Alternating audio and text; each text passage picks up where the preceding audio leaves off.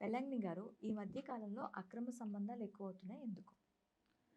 అక్రమ సంబంధాల ఊబిలో ఎవరైతే పడతారో అండి, వాళ్ళకి వాళ్ళ మైండ్ సెట్ అనేది చాలా వీక్‌గా ఉంటుంది.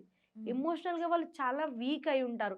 ఎందుకనంటే వాళ్ళ హ్యాపీనెస్‌ని వేరే ఇంకొక పర్సన్‌తోని ముడిపడి ఈక్వల్ చేసి చూడడం వలన వాళ్ళు హ్యాపీగా ఉన్నా గానీ, వాళ్ళు సాడ్‌గా ఉన్నా గానీ, వాళ్ళకి ఇంకొక వ్యక్తి అవసరం పడుతుందనమాట వాళ్ళ లైఫ్‌లో.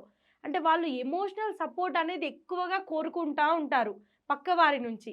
ఈ ఎమోషనల్ సపోర్ట్ ఏదైతే వాళ్ళు అనుకున్న పార్ట్నర్ నుంచి లైక్ హస్బెండ్ కావచ్చు, వైఫ్ కావచ్చు, ఏదైతే వాళ్ళు సపోర్ట్ ఇవ్వరో, అప్పుడు వీళ్ళు అనేది ఇల్లీగల్ రిలేషన్‌షిప్స్‌కి అనేసి వెళ్తూ ఉంటారండి. సో, ఈ ఇల్లీగల్ రిలేషన్‌షిప్‌ని మనం కట్ చేయాలి అనంటే, సెల్ఫ్ కంట్రోల్ చాలా ఇంపార్టెంట్. ఓకే.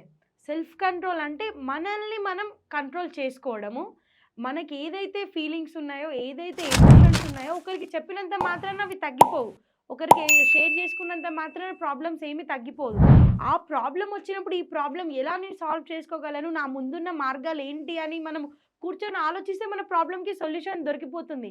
కానీ ఇప్పుడు ట్రెండ్ ఏంటి అనంటే ఏదైనా ఒక ప్రాబ్లమ్ రాగానే మనము థర్డ్ పర్సన్‌కెళ్ళి చెప్తున్నాం. అంటే ఇంట్లో మన పార్ట్నర్‌కి చెప్పినప్పుడు అక్కడి నుంచి రిజల్ట్ రాదు. అక్కడి నుంచి మన మీద ఫోకస్ రాదు. అప్పుడు మనం థర్డ్ పర్సన్‌ని మనం వెతుక్కుంటున్నాం.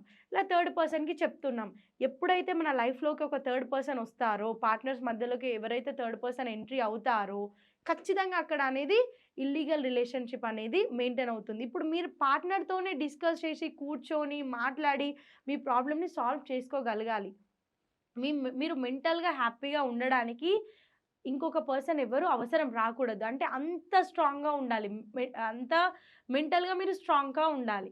అంటే ఓకే. ఎక్కువగా మనం చూస్తే ఫీమేల్ వాళ్ళు కూడా ఎక్కువగా ఈ ఇల్లీగల్ రిలేషన్‌షిప్‌లోకి ఇప్పుడిప్పుడు ఎక్కువగా ఎంట్రీ అవుతున్నారు.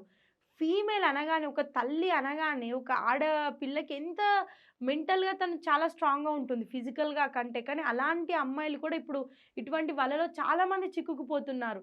ఏంటి అనంటే వాళ్ళ ఆహ్, దానికోసం వేరే వాళ్ళ దగ్గరికెళ్ళడం. అలా వెళ్ళకుండా అంటే ఒక సృష్టించగలదు. ఒక తల్లి, ఒక ఆడపిల్ల ఒక ప్రాణాన్నే పోయగలదు. అలాంటిది నీకొచ్చిన ప్రాబ్లమ్‌ని సాల్వ్ చేసుకోలేవా? హ్మ్. అంతగా వీకా? ఇంకొకరితోని చెప్పుకుంటేనే నీ ప్రాబ్లమ్ సాల్వ్ అవుతుందా? ఇంకొకరొచ్చి నీ కన్నీళ్లను తుడవాలని అనుకుంటాం మనం. ఇంకొకరొచ్చి కన్నీళ్లు మనం తుడవాల్సిన అవసరం లేదు. మన 2 చేతులున్నాయి. దేవుడు 2 చేతులిచ్చాడు. మనం హ్యాపీగా మన కన్నీళ్లను మనం తుడుచుకోవచ్చు. ఇంకొక పర్సనే అది పార్ట్నర్ అయినా కానీ, ఇంకొక ఔట్‌సైడ్ పర్సన్ అయినా కానీ, ఎవరు మన లైఫ్‌లోకి ఎంటర్ అవ్వాల్సిన అవసరం లేదండి.